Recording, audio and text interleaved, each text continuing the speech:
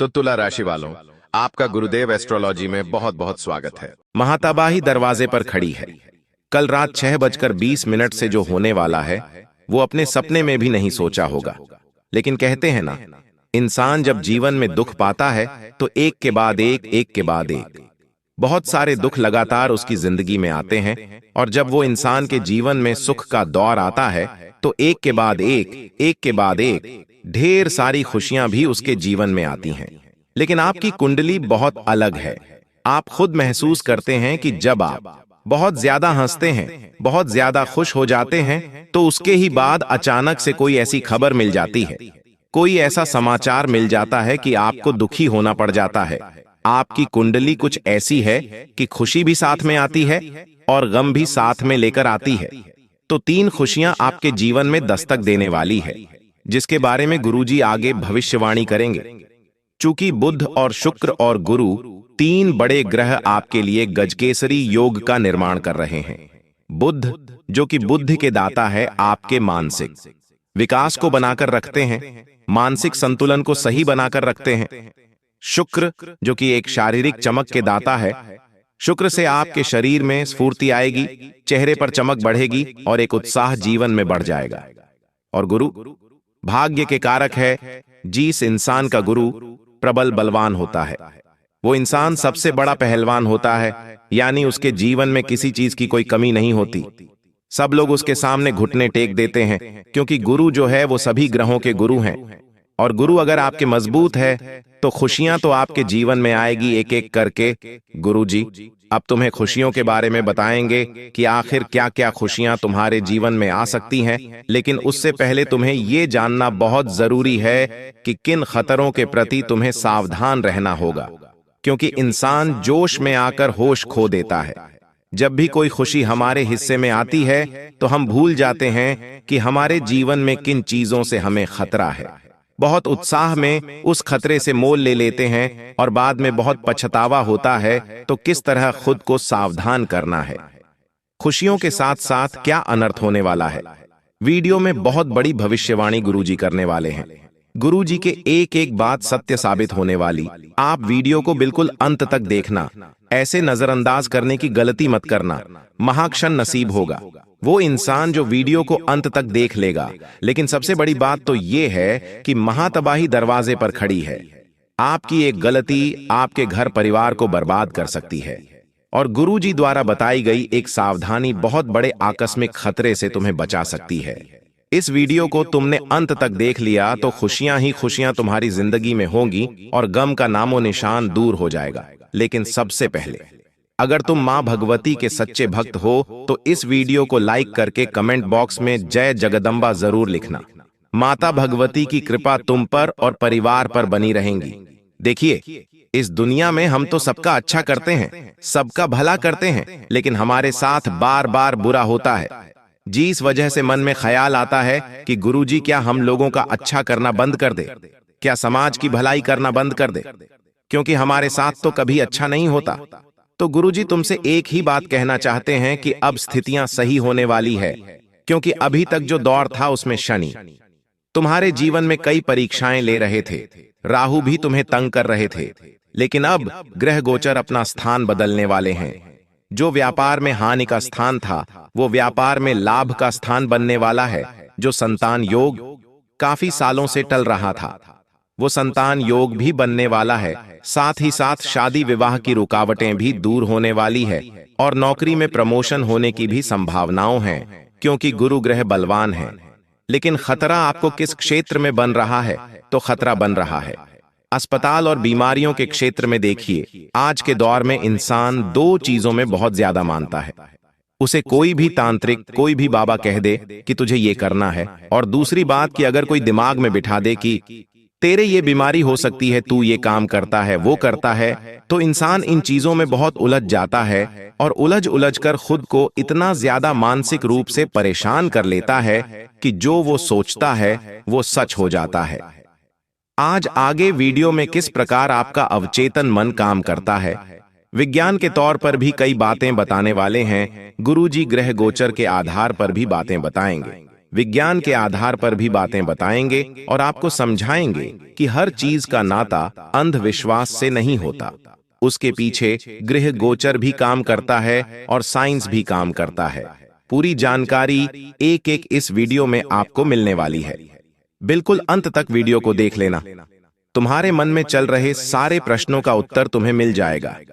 सारे doubt clear हो जाएंगे और तुम्हारी जिंदगी फर्श से अर्श पर पहुंच जाएगी।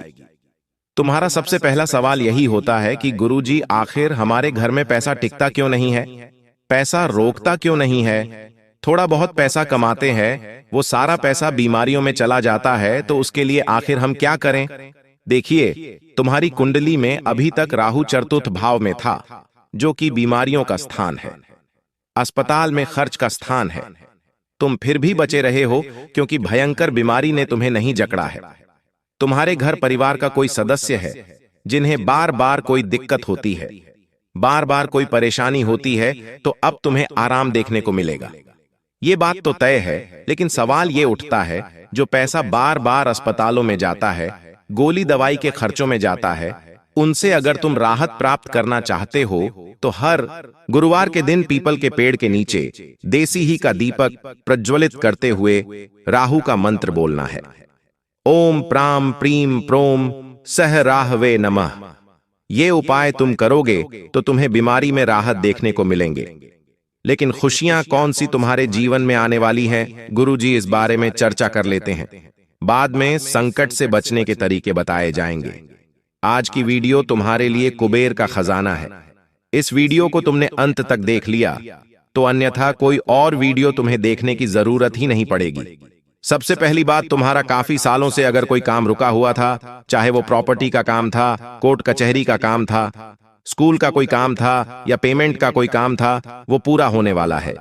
देखिए, इंसान के जीवन जब सही ढंग से चलता रहता है तो उसे अच्छा लगता है, वो आगे बढ़ता रहता है। लेकिन बीच में कोई गाड़ी रुक जाती है, बात थम जाती है और पैसा अटक जाता है, तो दिमाग अस्त व्यस्त रहने लगता है कि आखिर वो इंसान हमारा पैसा देगा या नहीं देगा, वो काम बनेगा या नहीं बनेगा, हमने इतने पैसे लगा लिया, आखिर अब क्या होगा?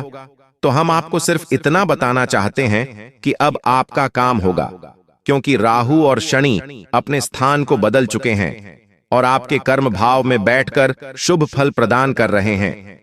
आपके कामों को आसान बना रहे हैं, रास्तों को आसान बना रहे हैं और आपको एक नई दिशा प्रदान करेंगे।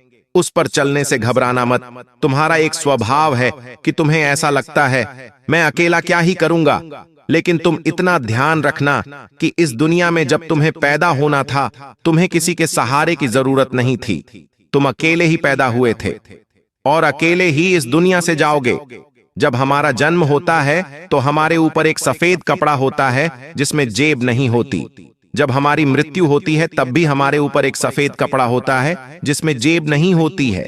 लेकिन तुमने देखा होगा, जन्म से लेकर मृत्यु तक के इस दौर के बीच में हम जितने भी कपड़े पहनते हैं, उन सब में जेब होती है, क्योंकि इस जीवन काल के दौरान हम बहुत कुछ कमा सकते हैं। हम पैसा कमा सकते हैं, हम दान पुण्य कमा सकते हैं, हम अच्छे कर्म कमा सकते हैं, लोगों का दिल जीत सकते हैं। वो पैसा अगर आप कमा रहे हैं, वो उस समय आप जेब में रख लेंगे, लेकिन मरने के बाद कफन में जेब नहीं होती।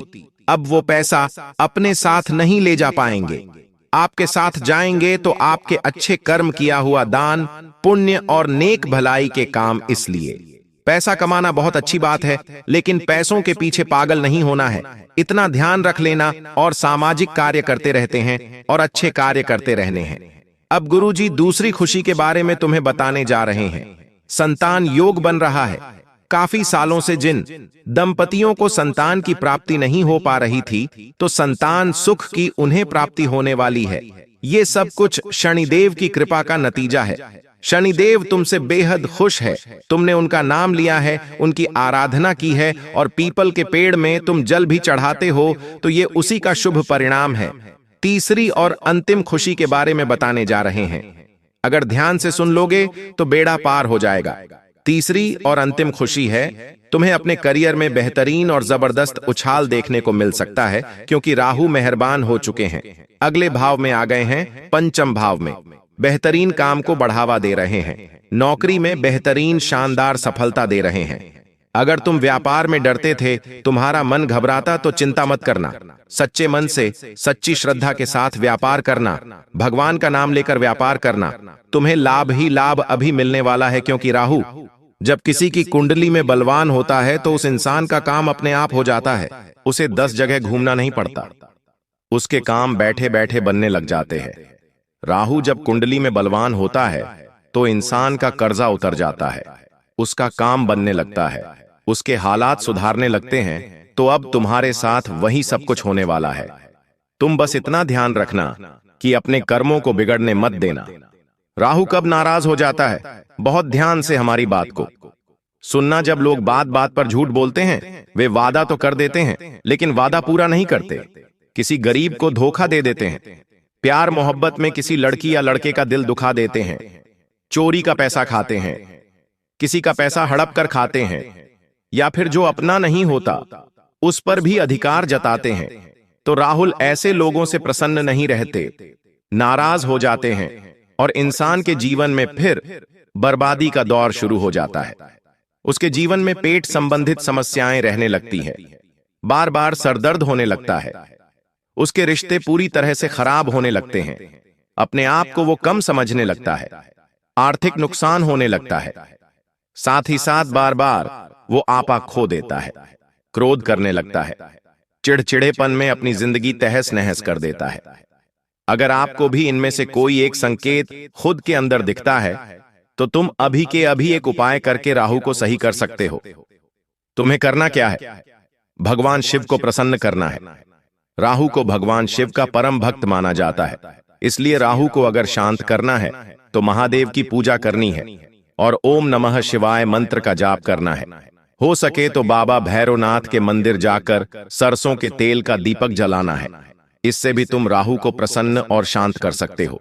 हनुमान चालीसा अगर तुम्हें आती है और हनुमान जी के मंदिर जाकर तुम हनुमान चालीसा का पाठ करते हो, हनुमान जी की पूजा करते हो, तो इससे भी तुम्हारी कुंडली में राहुल अच्छा रहेगा, जीवन सुधरा रहेगा और बहुत कुछ बर्बाद होने से पहले तुम खुद को बचा लोगे।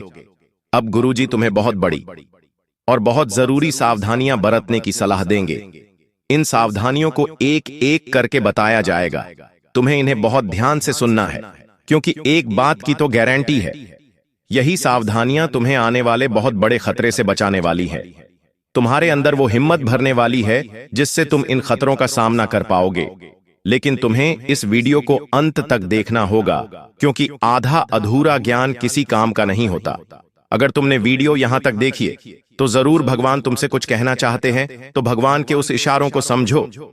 सबसे पहली सावधानी जो तुम्हें बरतनी है, अपने घर में किसी भी अनजान व्यक्ति को प्रवेश नहीं देना है।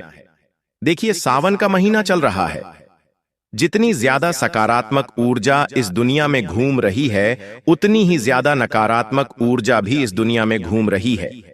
मान लो आप किसी अनजान व्यक्ति को अपने घर में प्रवेश देते हैं। मान लो वो आपसे किसी प्रकार का कोई पता पूछ रहा है, कोई करियर वाला है या कोई भी अन्य व्यक्ति, और वो सीधा आपके घर में घुस रहा है, तो उसे घर में मत आने देना।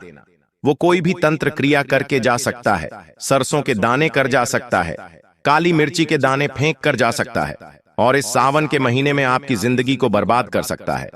हम आपको सतर्क और चौकन्ना करना चाहते हैं। सबसे पहली सावधानी गुरुजी यह बरतने की सलाह दे रहे हैं कि जितनी भी ज्यादा मुश्किलें आ जाएं, लेकिन इतना ध्यान रखना कि घर में अनजान व्यक्ति का प्रवेश ना हो। अगर वो आपके घर में किसी कारणवश बैठा है तो उस पर नजर बनाए रखना। ऐसा मत करना कि आप थोड़ी देर के लिए इधर उधर चले जाएं, किचन में चले जाएं और उस इंसान को मौका मिल जाए आपके खिलाफ कुछ करने का। उस पर नजर बनाए रखना, कहीं वो कुछ कर तो नहीं रहा है। दूसरी सावधानी, फेंक तुम्हें क्या बरतनी है वो भी तुम्हारे लिए जानना बहुत ज्यादा जरूरी है। दूसरी सावधानी बरतने की सलाह गुरुजी तुम्हें यही दे रहे हैं। महातबाही तुम्हारे दरवाजे पर खड़ी है। तुम्हारा दरवाजा एक ऐसा स्थान जहां से माता लक्ष्मी के कदम तुम्हारे घर के अंदर पड़ते हैं, और ये वही स्थान है जहां से भूत प्रेत नकारात्मक आत्मा है, साए सभी के प्रभाव तुम्हारे घर में आते हैं। यानी तुम्हारे घर का जो मुख्य दरवाजा है वो बहुत ज्यादा महत्वपूर्ण है, बहुत ज्यादा मायने रखता है। तो तुम इस बात का ध्यान रखना कि तुम्हारे घर का जो मुख्य दरवाजा है वो साफ सुथरा होना चाहिए। मुख्य दरवाजे के नीचे जो दहलीज है, हर गुरुवार को हल्दी के पानी से तुम्हें उस दहलीज को धोना है।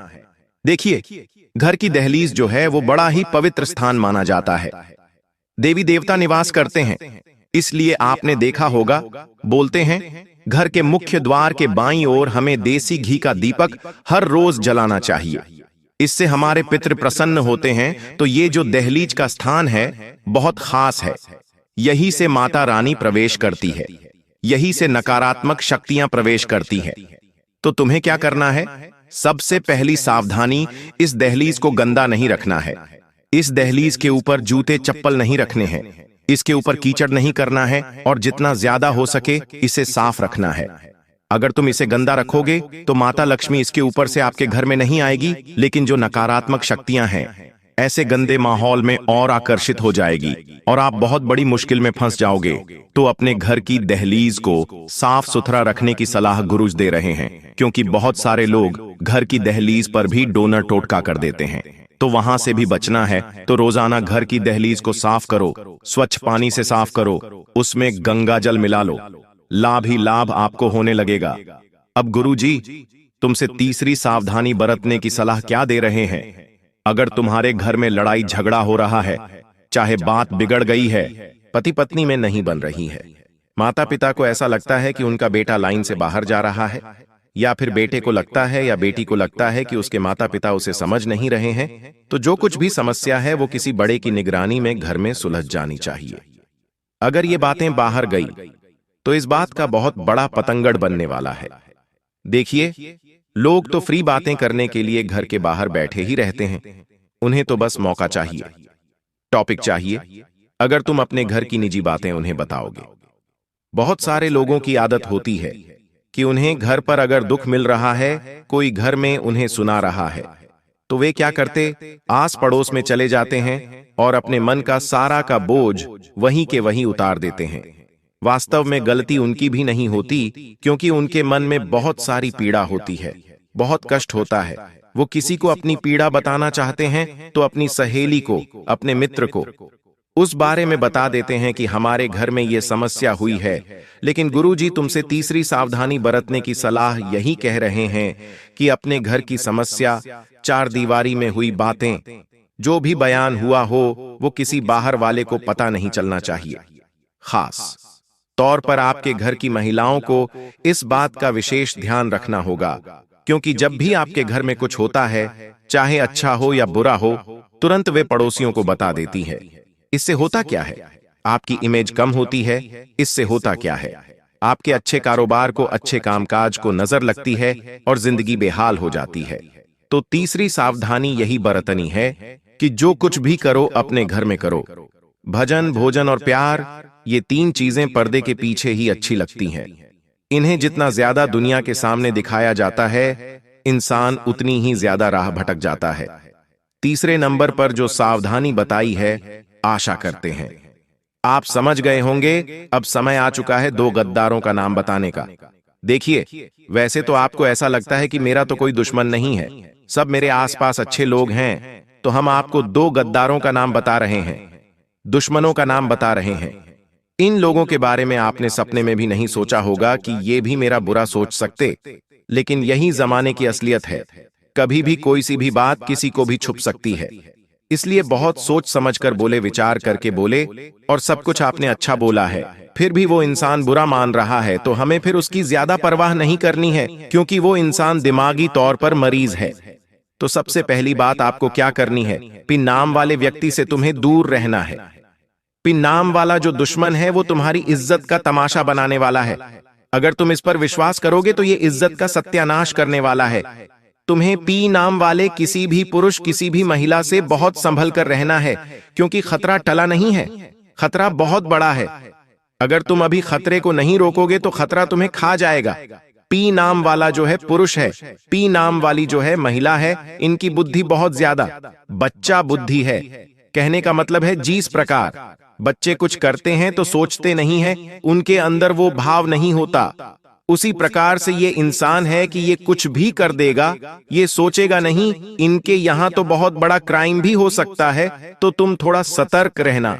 किसी को कुछ बोलना नहीं है, खास तौर पर महिलाओं के प्रति तुम्हें थोड़ा सा प्रेम दिखाना है, चाहे कोई तुम्हारे साथ कैसा भी व्यवहार करे, इस बात को गांठ बांध लो। अब उपाय बताने जा रहे हैं। 2 उपाय तुम्हें एक एक करके बताएंगे और यही 2 उपाय तुम्हारा लाभ भी कराएंगे। उपाय में इतनी शक्ति है कि तुम्हारे बनते बनते काम जो बार बार बिगड़ रहे थे वो बनना शुरू हो जाएंगे। इससे पहला उपाय माता काली का उपाय बताने जा रहे हैं। आपको माता रानी के मंदिर जाना है और माता रानी को श्रृंगार की सामग्री अर्पित करनी है। श्रृंगार की सामग्री अर्पित करने से माता रानी बहुत प्रसन्न होती है और जहां तक कि तमाम तकलीफें, दुख, दर्द सब कुछ दूर कर देती हैं। अब दूसरे नंबर पर एक और शानदार उपाय महादेव का हम तुम्हें बताना चाहते हैं। तुम्हें एक लोटा जल लेना है। उस एक लोटे जल में तुम्हें थोड़ा सा गाय का दूध मिलाना है। अब तुम्हारे पास दुग्ध मिश्रित जल हो चुका होगा। इस दुग्ध मिश्रित जल को शिवलिंग पर अर्पित करते हुए तुम्हें मंत्र बोलना है, ओम सोमेश्वराय नमः, ओम सोमेश्वराय नमः। जैसा कि तुम जानते होंगे 12 ज्योतिर्लिंगों में सोमेश्वर, सोमनाथ ज्योतिर्लिंगों को सर्वप्रथम ज्योतिर्लिंगों कहा जाता है। इसकी पूजा का बड़ा विशेष महत्व है और जो मंत्र हमने आपको बताया उसका जाप करने से इंसान को कर्ज से मुक्ति मिलती है। चाहे वो लाखों करोड़ों का कर्ज हो, व्यापार में उसकी उन्नति होती है, शादी विवाह में आ रही बाधाएं दूर होती है, संतान योग भी प्रबल हो जाते हैं और इंसान का जीवन जो पटरी से उतर गया था वो कुल मिलाकर फिर से पटरी पर आ जाता है। तो ये उपाय करने होंगे जो हमने बताए हैं, मंत्र भी दिए हैं, सावधानियां भी दी हैं। आज की एक वीडियो तुम्हारे लिए पूरा ज्ञान का भंडार है। ये ज्ञान अगर तुमने अपने जीवन में उतार लिया तो तुम इतना आगे बढ़ जाओगे कि तुमने सपने में भी नहीं सोचा होगा। अगर वीडियो पसंद आई हो तो लाइक करना बिल्कुल भी मत भूलना।